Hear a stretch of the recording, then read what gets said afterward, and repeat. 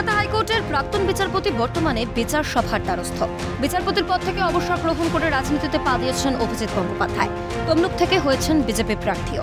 তার মনোনয়ন জমাকে কেন্দ্র করে অশান্তির ঘটনায় দায়ের হওয়া এফআইআরকে চ্যালেঞ্জ করে অভিজিৎ গঙ্গোপাধ্যায় দ্বারস্থ হয়েছিলেন কলকাতা হাইকোর্টে। ঘটনাটি সোমবারে। প্রথমে বিচারপতি জয় সেনগুপ্ত মামলা দায়েরের অনুমতি দিলেও পরে ব্যক্তিগত কারণে সেই মামলা থেকে সরে দাঁড়ান তিনি প্রধান বিচারপতির কাছে মামলাটি পাঠিয়ে দেন। বৃহস্পতিবার খবর, অভিজিৎ গঙ্গোপাধ্যায়ের দায়ের করা এই মামলা এবার শুনানির জন্য উঠল বিচারপতি তীর্থঙ্কর ঘোষের এজলাসে। প্রসঙ্গত, বিজেপি প্রার্থীর মনোনয়ন জমা দেওয়াকে কেন্দ্র করে ঘটা অশান্তির ঘটনায় অভিজিৎ গঙ্গোপাধ্যায়ের বিরুদ্ধে তমলুক থানায় দায়ের হয়েছিল এফআইআর। প্রার্থীর বিরুদ্ধে যুক্ত করা হয়েছিল ৩০৭ ধারা। অন্যদিকে অভিজিৎ গঙ্গোপাধ্যায়ের আইনজীবীর অভিযোগ ছিল, মনোনয়ন জমা দেওয়াকে কেন্দ্র করে ঝামেলার ঘটনায় অতি সক্রিয় ছিল পুলিশ। এমনকি আইনি জটিলতা তৈরি করে প্রার্থীর নির্বাচনে প্রচারেও বাধা দেওয়ার চেষ্টা করা হয়েছে।